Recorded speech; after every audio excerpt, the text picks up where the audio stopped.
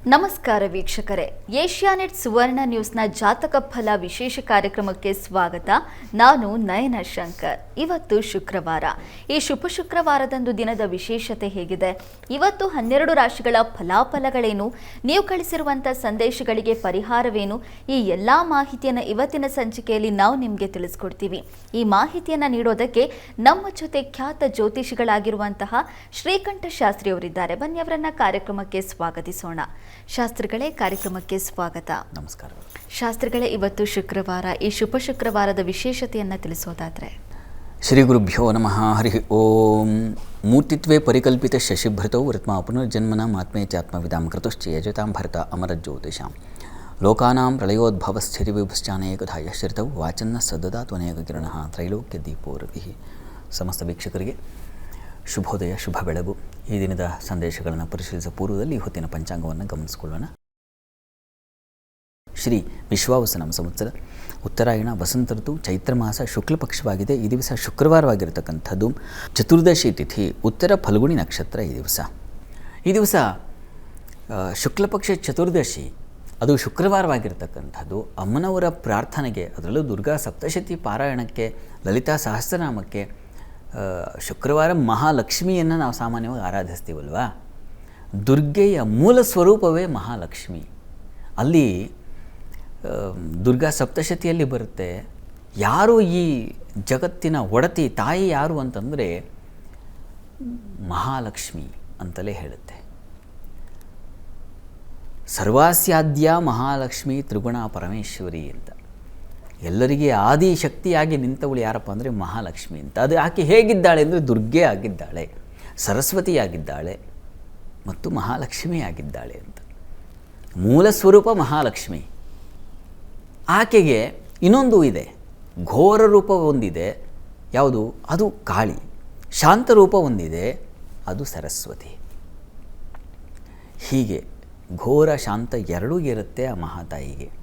ಏನೈವ ಸಸೃಜೇ ಘೋರಂ ತೈನೈವ ಶಾಂತಿರಸ್ತುನ ಅಂತ ಅಥರ್ವ ವೇದದ ಮಂತ್ರ. ಇದೊಂದು ಬಹಳ ವಿಶೇಷವಾದದ್ದು. ಯಾವುದು ಘೋರ ರೂಪವಾದದ್ದು ಪ್ರಕಟವಾಯಿತೋ ಆ ಘೋರ ರೂಪದಿಂದಲೇ ನನಗೆ ಶಾಂತಿಯು ಲಭಿಸಲಿ, ಶಾಂತಿಯು ಕರುಣಿಸಲಿ ಅಂತ. ಘೋರ ರೂಪ ತಾಳಿದಳು ಕಾಳಿ.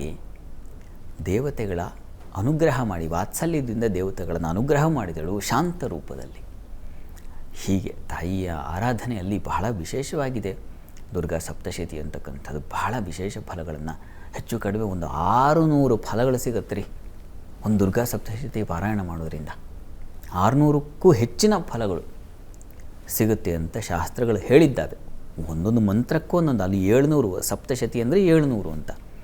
700ಕ್ಕೂ ಅಧಿಕ ನಾವು ಸಂಖ್ಯೆ ಎಣಿಕೆಯನ್ನು ಮಾಡಲಿಕ್ಕಾಗಲ್ಲ. ಇದರಿಂದ ಈ ಫಲ, ಇದರಿಂದ ಈ ಫಲ ಅಂತ ಏನೇನೆಲ್ಲ ಸಿಗುತ್ತೆ ಅಂತ ಒಂದು ಮಂತ್ರದಲ್ಲಿ ಒಂದೇ ಫಲ ಅಂತಲೂ ಹೇಳೋಕ್ಕಾಗಲ್ಲ. ಒಂದು ಮಂತ್ರದಲ್ಲಿ 10 ಫಲವೂ ಸಿಗಬಹುದು ನಮಗೆ. ಆ ತೀವ್ರತೆ, ನಾವು ಹೇಳುವ ಉತ್ಕಟತೆ ಯಾವುದಿದೆ, ನಮಗೆ ಬೇಕಾಗಿರೋದು 1-2 ಫಲಗಳು. ಈ ಲಕ್ಷಾಂತರ ನೂರಾರು ಫಲಗಳನ್ನ ತಗೊಂಡು ನಾವು ಏನು ಮಾಡಬಲ್ಲೆವು, ಏನು ಮಾಡಬೇಕಾಗುತ್ತೆ? ಅಗತ್ಯ ಇಲ್ಲ ನಮಗೆ. ನಮಗೆ ಬೇಕಾಗಿರೋದು ಯಾವುದೋ ಒಂದು ಸ್ವಲ್ಪ ಹಣ ಬೇಕಾಗಿರುತ್ತೆ, ಅಥವಾ ಇನ್ಯಾವುದೋ ಒಂದು ವಿವಾಹ ಅಂತ ಇಟ್ಕೊಳ್ಳಿ, ಅಥವಾ ಇನ್ಯಾವುದೋ ಒಂದು ಉದ್ಯೋಗ ಸಮಸ್ಯೆ. ಇಷ್ಟರಲ್ಲಿ ಮುಗಿದೋಯ್ತು ನಮ್ಮ ಕಥೆ. ಕುಟುಂಬಕ್ಕೆ ಬೇಕಾಗಿರ್ತಕ್ಕಂಥದ್ದು 2-3 ಬೇಡ, ಹೆಚ್ಚಂದ್ರೆ ಒಂದು 5 ಆಕಾಂಕ್ಷೆಗಳಿರುತ್ತೆ. ಕೆಲವರಿಗೆ ಪಟ್ಟಿ ಮಾಡ್ತಾ ಹೋದರೆ ಸಿಗುತ್ತೆ ಬಿಡಿ, ಅಂಥವ್ರ ಬಗ್ಗೆ ನಾನು ಹೇಳ್ತಾ ಇಲ್ಲ. ಅಂಥವರು ಅತಿಕಾಮಿಗಳು. ಅದರ ಅಗತ್ಯವು ನಮಗಿಲ್ಲ, ಅದವರು ಅವರ ಪಾಪ ಅದರ ಅಷ್ಟು ಅಪೇಕ್ಷೆ ಪಡ್ತಾ ಇದ್ದಾರೆ ಅಂದರೆ ಅಷ್ಟನ್ನು ಹೊತ್ಕೊಳ್ಳೋ ಶಕ್ತಿ ಆ ಮಹನೀಯರಿಗಿದೆ ಅಂತ. ಅವರಿಗೆ ದುರ್ಯೋಧನ ಶಕ್ತಿ ಇರುತ್ತೆ, ರಾವಣನ ಶಕ್ತಿ ಇರುತ್ತೆ. ಅಂಥವ್ರ ವಿಚಾರ ನಾವು ಮಾತಾಡಿ ಪ್ರಯೋಜನ ಇಲ್ಲ. ಸಾಮಾನ್ಯ ಒಂದು ಬದುಕಲಿಕ್ಕೆ ಎಷ್ಟು ಬೇಕು ಪಾಪ, ತುಂಬ ಅನಿವಾರ್ಯ ಅಂತಕ್ಕಂಥದ್ದು 1-5 ಫಲ ನಿರೀಕ್ಷೆ ಮಾಡಬಹುದು. ಹೀಗಾಗಿ ತಾಯಿಯ ಸಮೀಪಕ್ಕೆ ಹೋದಾಗ ನೀನು 600-700 ಫಲ ಕೊಡೋಳು ನೀನು, ನನಗೆ ಬೇಕಾಗಿರೋದು 1-5 ಫಲ, ಇದೇನು ನಿನಗೆ ಮಹಾ ಅಂತ ಕೇಳಿಕೊಂಡ್ರೆ ಬಹುಶಃ ಈ ದಿವಸ ಆ ಚತುರ್ದಶಿ ಶುಕ್ಲ ಪಕ್ಷ, ನಾಳೆ ಪೌರ್ಣಮಿ, ಬಹಳ ವಿಶೇಷವಾದ ವಸಂತ ಪೌರ್ಣಮಿ ಇದೆಯಲ್ಲ, ಅದು ಬಹಳ ವಿಶೇಷವಾದದ್ದು. ಆ ಪೌರ್ಣಮಿ ಮತ್ತೆ 1 ವರ್ಷ ಕಾಯಬೇಕು. ಹೀಗಾಗಿ ಇಂಥ ವಿಶಿಷ್ಟವಾದ ಹಿಂದಿನ ದಿವಸ ಇದೂ ಕೂಡ ಉತ್ಕೃಷ್ಟವಾಗಿರ್ತಕ್ಕಂಥದ್ದು. ಈ ದಿವಸ ಚಂದ್ರನ ನೋಡಿ ಪ್ರಕಾಶಮಾನವಾಗಿ ಬೆಳಗ್ತಾ ಇರ್ತಾನೆ ಈ ದಿವಸ, ಮತ್ತು ನಾಳೆದ್ದು ಎಲ್ಲ. ಹೀಗಾಗಿ ಚೈತ್ರ ಪೌರ್ಣಮಿಯನ್ನು ದರ್ಶನ ಮಾಡಿ ಈ ದಿವಸದಿಂದ ಪ್ರಾರಂಭ ಮಾಡಿ. ನಾನು ಹೇಳ್ತಾ ಇದ್ದೀನಿ ನೋಡಿ, ಈ ಒಂದು ಪ್ರತಿ ಪೌರ್ಣಮಿಗೆ ನಾನು ಕಳೆದ ವರ್ಷದಲ್ಲಿ ಪ್ರತಿ ಪೌರ್ಣಮಿಯನ್ನು ಗಮನಿಸಿದ್ದೀನಿ, 1 ಅಥವಾ 2 ಪೌರ್ಣಮಿ ನನಗೆ ಸಿಕ್ಕಿಲ್ಲ ಮೋಡದ ಕಾರಣದಿಂದಾಗಿ. ಉಳಿದಾಗಿ ಎಲ್ಲ ಗಮನಿಸಿದ್ದೀನಿ. ತುಂಬ ಅದರ ಆನಂದವೇ ಬೇರೆ, ಹೇಳಲಿಕ್ಕಾಗಲ್ಲ. ಹೀಗಾಗಿ ನೀವು ಗುರುತಿಟ್ಕೊಳ್ಳಿ, ಈ ಚೈತ್ರ ಮಾಸದ ಮೊದಲ ಪೌರ್ಣಮಿ ನಾಳೆ ಬರುತ್ತದೆ. ಈ ದಿವಸವೂ ಕಾಣಬಹುದು ಆ ಒಂದು ಸಂಪೂರ್ಣ ಅನುಗ್ರಹವನ್ನು, ಆ ಚಂದ್ರನ ಅನುಗ್ರಹವನ್ನು. ಹೀಗಾಗಿ ತಪ್ಪದೇ ಪ್ರತಿ ಮಾಸದಲ್ಲೂ ಚೈತ್ರ, ವೈಶಾಖ, ಜ್ಯೇಷ್ಠ, ಆಷಾಢ ಗುರುತಿಟ್ಕೊಳ್ಳಿ. ಈ ದಿವಸ ಚಂದ್ರನು ಏನು ಫಲ ಅಂತ ಕೇಳಬೇಡಿ. ಆ ಫಲ ನಾನು ವರ್ಣಿಸೋಕ್ಕಾಗಲ್ಲ, ಅದನ್ನು ಅನುಭವಿಸಬೇಕಷ್ಟೆ. ಅದನ್ನು ಆ ಒಂದು ಫಲವನ್ನು ನೀವು ಅನುಭವಿಸಿ ದಯವಿಟ್ಟು. ಚಂದ್ರನಿಗೆ ಗೌರಿಯ ಅಧಿಪತಿ. ಹೀಗಾಗಿ ಚಂದ್ರನ ಆರಾಧನೆಯ, ಚಂದ್ರನ ದೋಷಗಳಿದ್ದರೆ ಎಲ್ಲ ಗ್ರಹ ದೋಷ ಬಿಟ್ಟಾಕಿ ವಿಶೇಷವಾದದ್ದು ನಿಮಗೆ ಲಭಿಸಬೇಕಂದ್ರೆ ಆ ಪ್ರಾರ್ಥನೆ, ದುರ್ಗಾ ಪ್ರಾರ್ಥನೆ ಬೇಕು. ಅದಕ್ಕೆ ತುಂಬ ಉತ್ಕೃಷ್ಟವಾದ ದಿವಸ ಸಾಧ್ಯವಾದರೆ ಸಪ್ತಶತಿ ಪಾರಾಯಣ ಮಾಡಿಸಿ, ಅಥವಾ ಕೇಳಿಸ್ಕೊಳ್ಳಿ, ಅಥವಾ ದುರ್ಗಾ ಸನ್ನಿಧಾನಕ್ಕೆ ಹೋಗಿ ಒಂದು ದರ್ಶನ ಮಾಡಿ. ಇನ್ನೂ ಒಂದು ಹಂತ ಅಂದರೆ ನಾನು ಆಗಲೇ ಹೇಳಿದ ಹಾಗೆ ಚಂದ್ರ ದರ್ಶನ ಮಾಡಿ, ತಪ್ಪಿಸಬೇಡಿ. ಒಳ್ಳೆಯದಾಗಲಿ. ಶಾಸ್ತ್ರಿಗಳೇ, ದುರ್ಗಾ ಸಪ್ತಶತಿ ಪಾರಾಯಣವನ್ನು ಮಾಡಿಸಿ ಅಥವಾ ಕೇಳಿ, ಇಲ್ಲಾಂದರೆ ಚಂದ್ರನನ್ನು ಆರಾಧನೆ ಮಾಡಿ 100 ಫಲಗಳನ್ನು ಪಡೆದುಕೊಳ್ಬೋದು ಅನ್ನೋದನ್ನು ತಿಳಿಸ್ಕೊಟ್ಟಿದ್ದೀರಾ. ಈಗ ವೀಕ್ಷಕರು ಕಳಿಸಿರುವಂಥ ಸಂದೇಶಗಳನ್ನೆಲ್ಲ ನೋಡ್ತಾ ಹೋಗೋಣ ಶಾಸ್ತ್ರಿಗಳೇ. ಸರಿ ಶಾಸ್ತ್ರಿಗಳೇ, ಮೊದಲ ಸಂದೇಶವನ್ನು ಕನಕಪುರದಿಂದ ಅಶ್ವಿನಿ ಅವರು ಕಳಿಸಿದ್ದಾರೆ. ಅಶ್ವಿನಿ ಅವರ ಜನ್ಮ ದಿನಾಂಕ 10/2/1998. ಹುಟ್ಟಿದ ಸಮಯ ಮಧ್ಯರಾತ್ರಿ 2 ಗಂಟೆ. ಕೆಲಸ ಹಾಗೆ ಮದುವೆ ಬಗ್ಗೆ ತಿಳಿಸ್ಕೊಡಿ ಅಂತ ಪ್ರಶ್ನೆ ಕೇಳಿದ್ದಾರೆ ಶಾಸ್ತ್ರಿಗಳೇ. ಅಶ್ವಿನಿ ಅವರ ಪ್ರಶ್ನೆ, ಒಂದು ಕೆಲಸ ಮತ್ತೊಂದು ವಿವಾಹ, 2 ಪ್ರಶ್ನೆ ಕಳಿಸಿದ್ದಾರೆ. ಹೌದು ಶಾಸ್ತ್ರಿಗಳೇ. ಜಾತಕ ನೋಡೋಣ. ನೋಡಿ, ತಮ್ಮದು ವೃಶ್ಚಿಕ ಲಗ್ನ. ಲಗ್ನದಿಂದ ಈ ಕರ್ಮಸ್ಥಾನ, ಮೊದಲಿಗೆ ಕೆಲಸ ನೋಡೋಣ. ಸ್ವಲ್ಪ ಕೆಲಸ ಮಾಡೋದರಿಂದಾಗಿ ಒಂದಷ್ಟು ಹಣ ಬರುತ್ತೆ. ಆಮೇಲೆ ಮದುವೆಗೆ ನೀವೇ ಸ್ವಂತವಾಗಿ ಏನೋ ಬಳೆ ಇತ್ಯಾದಿ ಏನೇನು ಮಾಡಿಸ್ಕೊಳ್ಳಿಕ್ಕೆ ಅವಕಾಶ ಆಗುತ್ತೆ. ಹೀಗಾಗಿ ಆ ರೀತಿಯಲ್ಲಿ ಒಂದು ಕೆಲಸ ನೋಡೋಣ. ಕೆಲಸದ ಅಧಿಪತಿ ನಿಮ್ಮ ಜಾತಕದಲ್ಲಿ 3ನೇ ಮನೆಯಲ್ಲಿ ಶನಿಶ್ಚರ ಕ್ಷೇತ್ರದಲ್ಲಿದ್ದಾನೆ. ನವಾಂಶದಲ್ಲಿ ಮಿತ್ರಾಂಶ ತೊಗೊಂಡಿದ್ದಾನೆ. ಒಳ್ಳೆಯದು, ತೊಂದರೆ ಇಲ್ಲ. ಈಗ ಪ್ರಸ್ತುತ ಬುಧದಶೆಯಲ್ಲಿ ಶನಿ ಭುಕ್ತಿ ನಡೀತಾ ಇದೆ. ಇಷ್ಟೆಲ್ಲವನ್ನು ನೋಡ್ಕೋಬೇಕು. ನೋಡಿ, ಇಷ್ಟು ಇನ್ನೂ ಸಾಕಾಗಲ್ಲ. ಇದು ಕಾಲ ಕಡಿಮೆ ಇರೋದ್ರಿಂದ ಸ್ವಲ್ಪ ಪ್ರಮಾಣದಲ್ಲಿ ಮುಖ್ಯವಾದದ್ದನ್ನು ನೋಡ್ತಾ ಇದ್ದೇನೆ. ನೋಡಿ, ಈಗ ನೀವು ಹತ್ತಿರದಲ್ಲಿ ಯಾವುದಾದ್ರು ಶನಿಶ್ಚರ ಸನ್ನಿಧಾನ ಇದ್ದರೆ, ಆಂಜನೇಯ ಸನ್ನಿಧಾನ ಇದ್ದರೆ ಆಂಜನೇಯನಿಗೆ ಹೋಗಿ ನೀವು ಒಂದು ವಿಶೇಷ ಸೇವೆ, ಪ್ರತಿ ಶನಿವಾರ ಆಂಜನೇಯನಿಗೆ ಒಂದು ಅಭಿಷೇಕ ಮಾಡಿಸಿ, ರುದ್ರಾಭಿಷೇಕ ಮಾಡಿಸಿ. ಆಂಜನೇಯನಿಗೆ 9 ಶನಿವಾರ ಮಾಡಿಸಿ. ಅಷ್ಟರಲ್ಲಿ ನಿಮಗೆ ಕೆಲಸ ಅನುಕೂಲ ಆಗುತ್ತೆ. ಇದರ ಜೊತೆಗೆ ಶಿವ ಸನ್ನಿಧಾನದಲ್ಲಿ ಪ್ರತಿ ಭಾನುವಾರ ಬಿಲ್ವಾರ್ಚನೆ ಮಾಡಿಸ್ಬೇಕು. ಇವೆರಡು ಅನಿವಾರ್ಯ ಇದೆ. ಈ ಪೂಜೆ ಮಾಡೋದ್ರಿಂದಾಗಿ ನಿಮಗೆ ಕೆಲಸದ ಒಂದು ಬಲ ಬಂದುಬಿಡುತ್ತೆ. ಇನ್ನು ವಿವಾಹಕ್ಕೆ ಸಂಬಂಧಿಸಿದ ಹಾಗೆ ಅವಕಾಶಗಳಿದ್ದಾವೆ, ಅನುಕೂಲ ಚೆನ್ನಾಗಿದೆ, ಯಾವುದೇ ದೋಷ ತೊಡಕು ಇಲ್ಲ. ಹೀಗಾಗಿ ನಿಮಗೆ ಯಾವಾಗಪ್ಪ ಇದರ ಅನುಕೂಲ ಫಲ ಯಾವಾಗ ಅಂತಂದರೆ 26/4 ಅಂದರೆ ಏಪ್ರಿಲ್, ಮುಂದಿನ ವರ್ಷ ಏಪ್ರಿಲ್ ನಂತರದಲ್ಲಿ ವಿವಾಹ ಅನುಕೂಲ ಖಂಡಿತ ಆ ಫಲ ಇದೆ. ವಿವಾಹ ಆಗುತ್ತೆ. ವಿವಾಹದ ಅಧಿಪತಿಯ ಟೈಮ್ ಶುರುವಾಗುತ್ತಾಗ. ಇಷ್ಟೇ ಸರಳವಾಗಿದೆ. ಒಳ್ಳೆಯದಾಗಲಿ.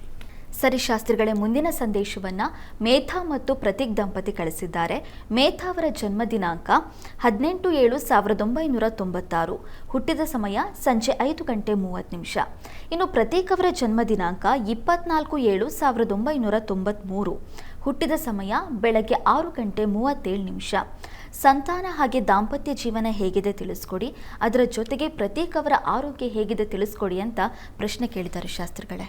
ಮೇಧಾ ದಂಪತಿ ಪ್ರಶ್ನೆ, ಒಂದು ಸಂತಾನದ ಬಗ್ಗೆ ಮತ್ತೊಂದು ಗಂಡನ ಅವರ ಯಜಮಾನರ ಆರೋಗ್ಯದ ಬಗ್ಗೆ ಕೇಳಿದ್ದಾರೆ. ಹೌದು ಶಾಸ್ತ್ರಗಳೇ. ಜಾತಕ ನೋಡೋಣ.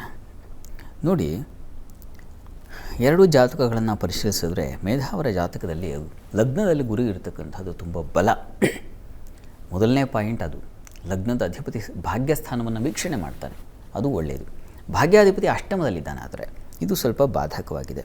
ಹೀಗಾಗಿ ಸಂತಾನಕ್ಕೆ ಸ್ವಲ್ಪ ಪ್ರತಿಬಂಧಕ ಸೂಚಿಸ್ತಾ ಇದೆ, ಇಲ್ಲ ಅಂತಲ್ಲ. ಇವರ ಜಾತಕದಲ್ಲೂ ಅಷ್ಟೇ. ನಿಮ್ಮ ಯಜಮಾನರ ಜಾತಕದಲ್ಲಿ ಪಂಚಮ ಸ್ಥಾನದಲ್ಲಿ ರಾಹು ಇರತಕ್ಕಂಥದ್ದು ದೋಷಕಾರಿ ಅದನ್ನು. ಹೀಗಾಗಿ ದುರ್ವಾ ರಾಹು ಶಾಂತಿ ಬೇಕು, ಈ ಗ್ರಹಶಾಂತಿ ಇಬ್ಬರಿಗೂ ಬೇಕು.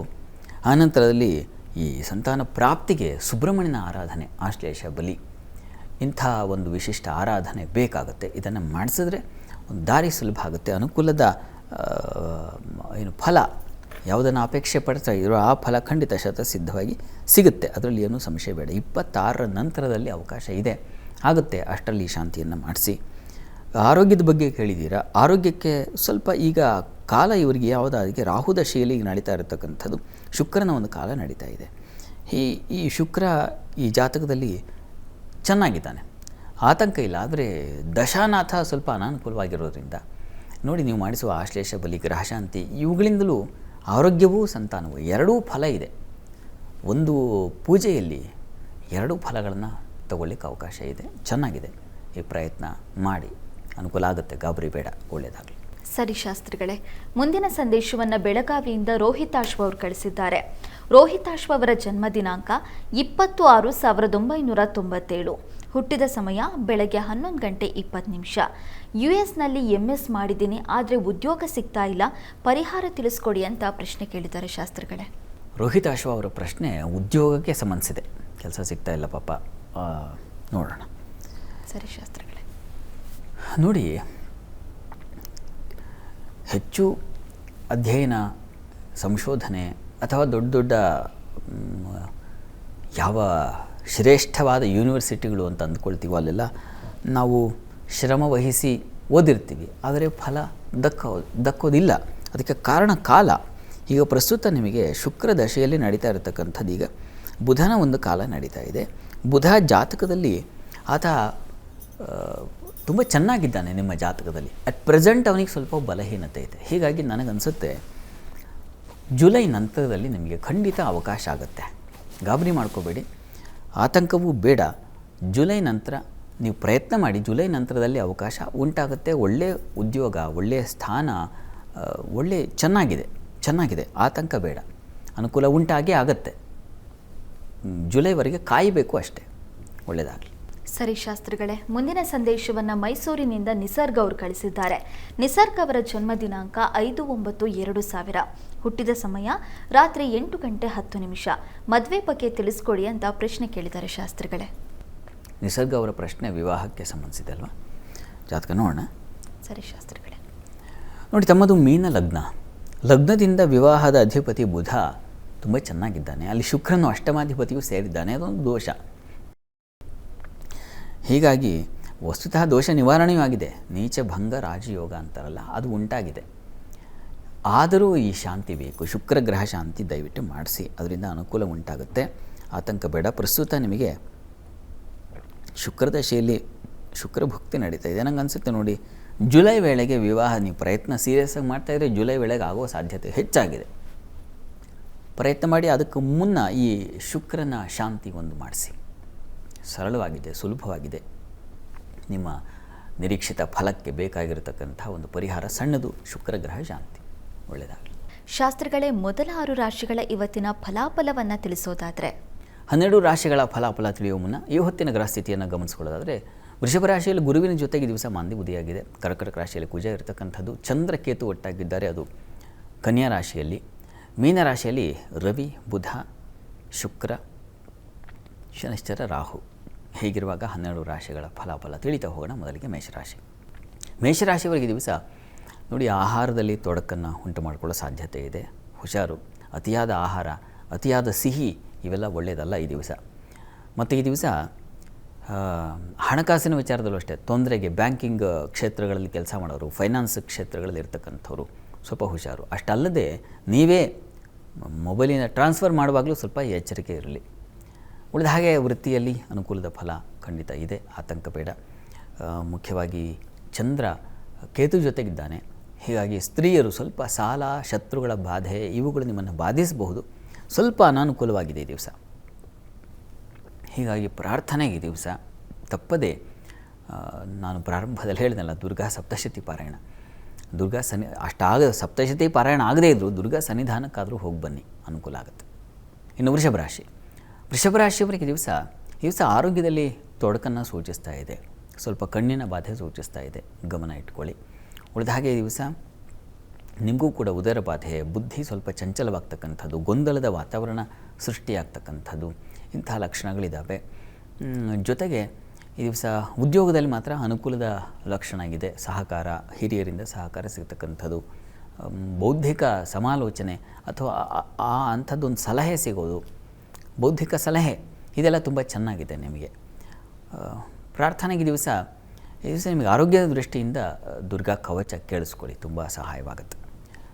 ಇನ್ನು ಮಿಥುನ ರಾಶಿಯವರಿಗೆ ಈ ದಿವಸ ಈ ದಿವಸ ನಿಮಗೆ ಪ್ರಯಾಣದಲ್ಲಿ ಸ್ವಲ್ಪ ತೊಡಕನ್ನು ಸೂಚಿಸ್ತಾ ಇದೆ, ಅತ್ಯಧಿಕ ವ್ಯಯವನ್ನು ಸೂಚಿಸ್ತಾ ಇದೆ. ಹೀಗಾಗಿ ವ್ಯಯ ಮತ್ತು ಪ್ರಯಾಣ ಈ ವಿಚಾರಗಳಲ್ಲಿ ಹುಷಾರಾಗಿರಿ. ಇನ್ನು ಈ ದಿವಸ ಬಂಧುಗಳಲ್ಲಿ ಮಿತ್ರರಲ್ಲಿ ಕೂಡ ಮನಸ್ತಾಪ ಬಂದುಬಿಡುತ್ತೆ. ಸ್ತ್ರೀಯರು ಜಗಳ ಆಡ್ಕೊಂಡ್ಬಿಡ್ತೀರಾ, ತುಂಬ ಆಪ್ತರ ಜೊತೆಗೇ ಮಾತಾಡಿಸೋದಿಲ್ಲ, ಹೀಗೆ ಈ ಥರದ್ದು ಒಂದು ಲಕ್ಷಣ ಇದೆ. ಇನ್ನು ಭೂ ವ್ಯವಹಾರಗಳಲ್ಲಿ, ನೀರಿನ ವ್ಯವಹಾರಗಳಲ್ಲೂ ಕೂಡ ಕೃಷಿಕರಿಗೂ ಕೂಡ ಸ್ವಲ್ಪ ತೊಡಕು, ತೊಂದರೆಯನ್ನು ಸೂಚಿಸ್ತಾ ಇದೆ. ಸ್ವಲ್ಪ ಗಮನ ಇರಲಿ. ಹಳ್ಳಿಗಳಲ್ಲಿ ನೋಡಿ ವಾತಾವರಣ ಸ್ವಲ್ಪ ಕಹಿಯಾಗಿರುತ್ತೆ ಸ್ತ್ರೀಯರ ನಡುವೆ, ಇದನ್ನೆಲ್ಲ ಸೂಚಿಸ್ತಾ ಇದೆ ಈ ದಿವಸ. ವೃತ್ತಿಯಲ್ಲೂ ನಿಮಗೆ ಈ ದಿವಸ ಕಿರಿಕಿರಿ ಇದೆ ಇವರೇ, ಸ್ವಲ್ಪ ಅಸಮಾಧಾನವಾಗಿರ್ತೀರ ಈ ದಿವಸ. ತಪ್ಪದೇ ವಿಷ್ಣು ಸಹಸ್ರನಾಮ, ಮಹಾಲಕ್ಷ್ಮಿ ಅಷ್ಟೋತ್ತರ ಎರಡನ್ನೂ ತಪ್ಪದೇ ಹೇಳ್ಕೊಳ್ಳಿ. ಇನ್ನು ಕರ್ಕಟಕ ರಾಶಿಯವರಿಗೆ ದಿವಸ ಲಾಭದಾಯಕವಾಗಿದೆ. ವಿದೇಶ ವಹಿವಾಟಿನ ಅನುಕೂಲ ಚೆನ್ನಾಗಿದೆ. ಟೀಚಿಂಗ್ ಕ್ಷೇತ್ರದಲ್ಲಿ, ಅಂದರೆ ಯಾವುದನ್ನು ಟೀಚಿಂಗ್ ಪ್ರೊಫೆಷನ್ ಅಂತೀವೋ ಆ ಕ್ಷೇತ್ರಗಳಲ್ಲಿ ಕೆಲಸ ಮಾಡೋರಿಗೆ ತುಂಬ ಚೆನ್ನಾಗಿದೆ ಈ ದಿವಸ. ಶೇರ್ ಮಾರುಕಟ್ಟೆಯಲ್ಲಿ ಅಂಥದ್ದೊಂದು ಒಳ್ಳೆಯ ಲಕ್ಷಣ, ಇನ್ವೆಸ್ಟ್ ಮಾಡಲಿಕ್ಕೆ ಬೇಕಾಗಿರ್ತಕ್ಕಂಥ ಒಂದು ವಾತಾವರಣ ನಿರ್ಮಾಣವಾಗುತ್ತೆ, ಚೆನ್ನಾಗಿದೆ. ಸ್ತ್ರೀಯರಿಗೆ ಧೈರ್ಯದ ದಿವಸ ಈ ದಿವಸ. ಸಹೋದರಲ್ಲಿ ಸ್ವಲ್ಪ ಕಿರಿಕಿರಿ ಇದೆ. ಸೇವಕರು ಸಹಾಯಕರಿಂದ ಸ್ವಲ್ಪ ಅಸಮಾಧಾನ ಇದೆ ಈ ದಿವಸ. ಆಂಜನೇಯನ ಪ್ರಾರ್ಥನೆ ಮಾಡಿ. ಇನ್ನು ಸಿಂಹರಾಶಿಯವರಿಗೆ ದಿವಸ ನೀವು ಕೂಡ ಆಹಾರ, ನೀರು ಈ ವಿಚಾರದ ಸ್ವಲ್ಪ ಜಾಗ್ರತೆ ಬೇಕು. ಸ್ತ್ರೀಯರಿಗೆ ಹಣ ಕಳ್ಕೊಳ್ಳೋ ಸಾಧ್ಯತೆ, ಹಣ ವ್ಯಯ, ಅಪವ್ಯಯ ಅದನ್ನು ಸೂಚಿಸ್ತಾ ಇದೆ. ಕೆಲಸದಲ್ಲೂ ಅಷ್ಟೇ ಸ್ವಲ್ಪ ವಿಘ್ನಗಳು ಸಂಭವಿಸುತ್ತೆ ಈ ದಿವಸ. ತೊಡಕು ಆಗೋದಿಲ್ಲ, ಪೂರ್ಣ ಆಗೋದಿಲ್ಲ, ಪೆಂಡಿಂಗ್ ಉಳಿಯುತ್ತೆ, ಆ ಥರದ್ದು ಒಂದು ಲಕ್ಷಣ ಇದೆ. ಆರೋಗ್ಯದಲ್ಲೂ ಸ್ವಲ್ಪ ಏರುಪೇರು, ಬಾಧೆ ಸೂಚಿಸ್ತಾ ಇದೆ ಈ ದಿವಸ. ಪ್ರಾರ್ಥನೆಗೆ ದಿವಸ ತಪ್ಪದೇ ಶಿವನ ಪ್ರಾರ್ಥನೆ, ಶಿವ ಸನ್ನಿಧಾನದಲ್ಲಿ ರುದ್ರಾಭಿಷೇಕ ಮಾಡಿಸಿ. ಇನ್ನು ಕನ್ಯಾ ರಾಶಿಯವರಿಗೆ ದಿವಸ ನಿಮಗೆ ನೋಡಿ ಚಂದ್ರ ಲಾಭಾಧಿಪತಿ ಜನ್ಮದಲ್ಲಿದ್ದಾನೆ, ಲಾಭ ಬರುತ್ತದೆ. ಸ್ತ್ರೀಯರಿಗೆ ಲಾಭದ ದಿವಸ. ಸ್ವಲ್ಪ ಆರೋಗ್ಯದಲ್ಲಿ ಏರುಪೇರಾಗುತ್ತೆ. ವೃತ್ತಿಯಲ್ಲಿ ಅನುಕೂಲದ ಫಲ ಕಾಣ್ತಿರೋ ಸಂಶಯ ಇಲ್ಲ ಈ ದಿವಸ. ವ್ಯಾಪಾರಿಗಳಿಗೂ ಅನುಕೂಲದ ವಾತಾವರಣ ಇದೆ. ವಸ್ತ್ರಾಭರಣ ವ್ಯಾಪಾರಗಳಿಗೆ ಚೆನ್ನಾಗಿದೆ. ಕಲಾವಿದರಿಗೆ ತುಂಬ ಚೆನ್ನಾಗಿರ್ತದೆ ಈ ದಿವಸ. ಗೃಹ ಸೌಖ್ಯ, ಮನೆಯ ವಾತಾವರಣ, ಮನೆ ಅಥವಾ ಇನ್ನೇನೋ ಸೈಟು, ನಿವೇಶನ, ಮನೆ ಕಟ್ಟಿಸ್ತಾ ಇರತಕ್ಕಂಥದ್ದು, ಇವುಗಳಿಗೆಲ್ಲ ಸ್ವಲ್ಪ ಮಟ್ಟಿಗೆ ಆ ಕಾರ್ಯಗಳಿಗೆ ತೊಂದರೆ ಇಲ್ಲ. ಸ್ವಲ್ಪ ಸಣ್ಣ ಪುಟ್ಟ ವಿಘ್ನಗಳು, ಗಣಪತಿ ಪ್ರಾರ್ಥನೆ ಮಾಡ್ಕೊಳ್ಳಿ ಈ ದಿವಸ. ಇನ್ನು ತುಲಾರಾಶಿಯವರಿಗೆ ಕೆಲಸಗಳಲ್ಲಿ ಹಾನಿ, ಕೆಲಸ ಕತ್ತರಿಸಿ ಹೋಗ್ತಕ್ಕಂಥದ್ದು, ಅಥವಾ ಅಂದರೆ ಅರ್ಧಕ್ಕೆ ನಿಂತು ಹೋಗ್ತಕ್ಕಂಥದ್ದು, ಅತಿಯಾದ ಕೆಲಸದ ಹೊರೆ ಉಂಟಾಗೋದು. ಸ್ತ್ರೀಯರಿಗೆ ಸ್ವಲ್ಪ ಪ್ರೆಷರ್ ಜಾಸ್ತಿ, ಕೆಲಸದ ಒತ್ತಡದಿಂದಾಗಿ ಮನೆ, ಕಚೇರಿ ಎರಡೂ ಕಡೆ ಸಿಕ್ಕಾಕೊಂಡ್ಬಿಡ್ತೀರ ಈ ದಿವಸ. ಆ ಥರದ್ದೊಂದು ಲಕ್ಷಣ ಇದೆ. ಮತ್ತು ನಷ್ಟವೂ ಇದೆ. ಸ್ವಲ್ಪ ಮಟ್ಟಿಗೆ ಕೋಪ ಬರುತ್ತೆ, ವಾತಾವರಣ ಕಹಿಯಾಗಿರ್ತದೆ ಈ ದಿವಸ. ಆಪ್ತರ ಜೊತೆಗೆ ಜಗಳ ಮಾಡ್ಕೊಂಡ್ಬಿಡ್ತೀರ, ದುಃಖ, ಸೋಲು ಇವುಗಳನ್ನೆಲ್ಲ ಸೂಚಿಸ್ತಾ ಇದೆ ಈ ದಿವಸ. ತಪ್ಪದೇ ದುರ್ಗಾ ಪ್ರಾರ್ಥನೆ ಮಾಡಿ, ದುರ್ಗಾ ಸನ್ನಿಧಾನಕ್ಕೆ ಹೋಗಿ ಬನ್ನಿ. ಇನ್ನು ವೃಶ್ಚಿಕ ರಾಶಿಯವರಿಗೆ ದಿವಸ ಲಾಭದಾಯಕವಾಗಿದೆ. ಸ್ತ್ರೀಯರಿಗೆ ಬಹಳ ವಿಶೇಷವಾದ ಲಾಭ, ಹೆಚ್ಚಿನ ಅನುಕೂಲಗಳು ಉಂಟಾಗ್ತಕ್ಕಂಥ ಸಾಧ್ಯತೆ ಇದೆ. ಸಂಗಾತಿಯಲ್ಲಿ ಸ್ವಲ್ಪ ಸಣ್ಣ ಪುಟ್ಟ ಮನಸ್ತಾಪಗಳನ್ನ ಸೂಚಿಸ್ತಾ ಇದೆ, ಅದೇನು ಆತಂಕ ಮಾಡ್ಕೋಬೇಡಿ. ವ್ಯಾಪಾರಿಗಳಿಗೆ ಅನುಕೂಲದ ಲಕ್ಷಣ ಇದೆ. ದೂರ ಪ್ರಯಾಣ, ವಿದೇಶ ಪ್ರಯಾಣ ಇದ್ದರೆ ಅದಕ್ಕೆ ತೊಂದರೆಗಳು, ತಕರಾರುಗಳು ತೋರಿಸ್ತಾ ಇದೆ. ಇದರ ನಿವಾರಣೆಗೆ ಮಹಾಲಕ್ಷ್ಮಿ ಪ್ರಾರ್ಥನೆಯನ್ನೇ ಮಾಡಿ. ಇನ್ನು ಧನುರಾಶಿಯವರಿಗೆ ದಿವಸ ವೃತ್ತಿಯಲ್ಲಿ ಬಹಳ ವಿಶೇಷವಾದ ಅನುಕೂಲ ಇದೆ. ಶುಭ ಬಲವನ್ನು ಕಾಣ್ತೀರಾ. ಚಂದ್ರನಿಗೆ ಪಕ್ಷದ ಬಲ ಇದ್ದಾಗ ನಿಮಗೆ ಬೇರೆ ಪಾಪಗ್ರಹಗಳಿಗಿಂತ ಚಂದ್ರನಿಗೆ ಬಲ ಜಾಸ್ತಿ. ಹೀಗಾಗಿ ಚಂದ್ರನಿಗೆ ಗುರುದೃಷ್ಟಿ ಇದೆ. ಹೀಗೆ ಚೆನ್ನಾಗಿದೆ. ಅಂದರೆ ವೃತ್ತಿಯಲ್ಲಿ ವಿಶೇಷವಾದ ಅನುಕೂಲ ಇದೆ. ಕೆಲಸ ಕಾರ್ಯಗಳಲ್ಲಿ ಹೊಸ ಅವಕಾಶಗಳು ಉಂಟಾಗ್ತಕ್ಕಂಥ ಸಾಧ್ಯತೆ ಇದೆ. ಸಹೋದ್ಯೋಗಿಗಳ ಸಹಕಾರ ಚೆನ್ನಾಗಿರ್ತದೆ. ಮಿತ್ರರ ಸಹಾಯ, ಬಂಧುಗಳ ಸಹಕಾರ ತುಂಬ ಚೆನ್ನಾಗಿದೆ. ತಾಯಿಯಿಂದ ಸಹಕಾರ, ತಾಯಿ ಬಂಧುಗಳಿಂದ ಸಹಕಾರ ಇಷ್ಟೆಲ್ಲ ಚೆನ್ನಾಗಿದೆ. ಸ್ವಲ್ಪ ಶರೀರಕ್ಕೆ ಗಾಯ ಆಗಬಹುದು. ಜನ್ಮಾಧಿಪತಿ ಜೊತೆಗೆ ಮಾಂದಿ ಇದ್ದಾಗ ತರ್ಚೋದು, ಗಾಯ ಆಗೋದು, ಇಂಥ ಪೆಟ್ಟು ಬೀಳೋ ಸಾಧ್ಯತೆ ಇದೆ. ಇದಕ್ಕೆ ನೀವು ತಪ್ಪದೆ ನೀವು ಕೂಡ ದುರ್ಗಾ ಕವಚ ಹೇಳ್ಕೊಳ್ಳಿ, ಕೇಳಿಸ್ಕೊಳ್ಳಿ. ಇನ್ನು ಮಕರ ರಾಶಿಯವರಿಗೆ ದಿವಸ ದೇವತಾ ಪೂಜೆ ಪುನಸ್ಕಾರ ಇಂಥ ಒಂದು ಮನಸ್ಸು ಉಂಟಾಗುತ್ತೆ. ಮತ್ತು ಸಜ್ಜನರ ಭೇಟಿ, ವೃತ್ತಿಯಲ್ಲಿ ಹೆಚ್ಚಿನ ಅನುಕೂಲ ಕಾಣಲಿಕ್ಕೆ ಅವಕಾಶ ಇದೆ. ನಿಮಗೆ ಹೊಸ ಅವಕಾಶಗಳಿಗೆ ದಾರಿಯಾಗುತ್ತೆ. ಸ್ವಲ್ಪ ಬುದ್ಧಿ ಮಂಕಾಗಿರುತ್ತೆ ಈ ದಿವಸ. ಆಲೋಚನಾ ಶಕ್ತಿ ಕಳ್ಕೊಳ್ತೀರ. ಶ್ಯೂರಿಟಿ ಇತ್ಯಾದಿ ಇನ್ನೊಬ್ಬರ ಹೆಸರಲ್ಲಿ ಅದೇನು ವ್ಯವಹರಿಸಬೇಡಿ ಈ ದಿವಸ. ಪ್ರಾರ್ಥನೆಗೆ ದಿವಸ ಗುರು ಪ್ರಾರ್ಥನೆ ಮಾಡಿಕೊಳ್ಳಿ, ಗುರು ಸನ್ನಿಧಾನಕ್ಕೆ ಹೋಗಿ ಬನ್ನಿ. ಇನ್ನು ಕುಂಭರಾಶಿಯವರಿಗೆ ಈ ದಿವಸ ಸ್ತ್ರೀಯರಿಗೆ ಸ್ವಲ್ಪ ನಷ್ಟ, ಕಷ್ಟವನ್ನು ಸೂಚಿಸ್ತಾ ಇದೆ. ತುಂಬ ನಂಬಿರ್ತಿರಲ್ಲ ಅಂಥವರಿಂದ ಸ್ವಲ್ಪ ಮನಸ್ಸಿಗೆ ಪೆಟ್ಟು ಬಿದ್ದುಬಿಡೋ ಸಾಧ್ಯತೆ ಇದೆ ಈ ದಿವಸ. ಬಂಧು ಮಿತ್ರರಲ್ಲೂ ಕೂಡ ಅಸಮಾಧಾನ ಸೂಚಿಸ್ತಾ ಇದೆ. ಪ್ರಯಾಣದಲ್ಲಿ ಸ್ವಲ್ಪ ಹುಷಾರಾಗಿರಿ, ಪ್ರಯಾಣದಲ್ಲಿ ತೊಂದರೆಗಳನ್ನು ಸೂಚಿಸ್ತಾ ಇದೆ ಈ ದಿವಸ. ಹಣಕಾಸಿನ ವಿಚಾರದಲ್ಲೂ ಅಷ್ಟೇ, ಹಣ ಹಾಗೂ ವಿದ್ಯೆ ಮತ್ತು ಕುಟುಂಬ ಈ ವಿಚಾರಗಳಲ್ಲೂ ಅಸಮಾಧಾನ ಇದೆ. ಯಾವುದೊಂದು ನಿಮಗೆ ಸಮಾಧಾನ ಆಗುವಂಥ ಲಕ್ಷಣ ಕಾಣ್ತಾ ಇಲ್ಲ. ಇದರ ನಿವಾರಣೆಗೆ ದುರ್ಗಾ ಸನ್ನಿಧಾನದಲ್ಲಿ ಕ್ಷೀರಾಭಿಷೇಕ ಅಥವಾ ಕ್ಷೀರ ದಾನ ಮಾಡಿ. ಇನ್ನು ಮೀನರಾಶಿಯವರಿಗೆ ಈ ದಿವಸ ಭಯದ ವಾತಾವರಣ ಇದೆ, ಅಂಜಿಕೆ, ಜೊತೆಗೆ ಗಂಟಲ ಬಾಧೆ ಸೂಚಿಸ್ತಾ ಇದೆ, ಕಿವಿ ಸಮಸ್ಯೆಗಳನ್ನು ಸೂಚಿಸ್ತಾ ಇದೆ. ಮುಖ್ಯವಾಗಿ ಭಯ. ಎರಡನೇದಾಗಿ ಸಂಗಾತಿಯಲ್ಲಿ ಸ್ವಲ್ಪ ಅಸಮಾಧಾನ ಸೂಚಿಸ್ತಾ ಇದೆ. ವ್ಯಾಪಾರಿಗಳಿಗೆ ತುಂಬ ಚೆನ್ನಾಗಿದೆ, ಹಾಲು ಹೈನು ವ್ಯಾಪಾರಿಗಳಿಗೆ, ಕೃಷಿಕರಿಗೆ ತುಂಬ ಚೆನ್ನಾಗಿದೆ, ಲಾಭ ಅಂತೂ ಇದೆ. ಪ್ರಾರ್ಥನೆಗೆ ಈ ದಿವಸ ನಿಮಗೆ ಆಂಜನೇಯನ ಪ್ರಾರ್ಥನೆ ಮಾಡ್ಕೊಳ್ಳಿ. ಈ ದಿವಸ 12 ರಾಶಿಗಳವರು, ರಾಶಿ ಗೊತ್ತಿಲ್ಲ ಅಂತಕ್ಕಂಥವ್ರು ಹೇಳಬಹುದಾದ ಮಂತ್ರ ಓಂ ರಮಾಪತಯೇ ನಮಃ. ಈ ಮಂತ್ರ ಹೇಳ್ಕೊಳ್ಳಿ, ಅನುಕೂಲ ಆಗುತ್ತೆ. ಶಾಸ್ತ್ರಿಗಳೇ, ಇವತ್ತಿನ ದಿನ ವಿಶೇಷತೆ 12 ರಾಶಿಗಳ ರಾಶಿಫಲ ಜೊತೆಗೆ ವೀಕ್ಷಕರ ಪ್ರಶ್ನೆಗಳಿಗೆ ಉತ್ತರವನ್ನು ಕೂಡ ಕೊಟ್ಟಿದ್ದೀರಾ. ಧನ್ಯವಾದಗಳು ಶಾಸ್ತ್ರಿಗಳೇ. ಸರ್ವೇ ಜನಾಃ ಸುಖಿನೋ ಭವಂತು, ಸಮಸ್ತ ಸನ್ಮಂಗಳಾನಿ ಭವಂತು. ಎಲ್ಲರಿಗೂ ಶುಭವಾಗಲಿ. ವೀಕ್ಷಕರೇ, ನೀವು ಕೂಡ ನಿಮ್ಮ ಜಾತಕವನ್ನು ಪರಿಶೀಲಿಸ್ಕೊಳ್ಬೇಕು ಅಥವಾ ತಮ್ಮ ಸಮಸ್ಯೆಗಳಿಗೆ ಪರಿಹಾರವನ್ನು ಕಂಡುಕೊಳ್ಬೇಕು ಅಂದರೆ ಸ್ಕ್ರೀನ್ ಮೇಲೆ ಕಾಣಿಸ್ತಾ ಇರುವಂಥ ನಂಬರ್ಗೆ ತಮ್ಮ ಹುಟ್ಟಿದ ದಿನಾಂಕ ಮತ್ತು ಹುಟ್ಟಿದ ಸಮಯದ ವಿವರವನ್ನು ಕಳಿಸ್ಕೊಟ್ರೆ ಶಾಸ್ತ್ರಿಗಳು ಜಾತಕವನ್ನು ಪರಿಶೀಲಿಸಿ ಸೂಕ್ತ ಪರಿಹಾರವನ್ನು ನೀಡ್ತಾರೆ. ಇದಾಗಿತ್ತು ಇವತ್ತಿನ ಜಾತಕ ಫಲ ವಿಶೇಷ ಕಾರ್ಯಕ್ರಮ. ನೇರ, ದಿಟ್ಟ, ನಿರಂತರ ಸುದ್ದಿಗಾಗಿ ನೋಡ್ತಾ ಇರಿ ಏಷ್ಯಾನೆಟ್ ಸುವರ್ಣ ನ್ಯೂಸ್.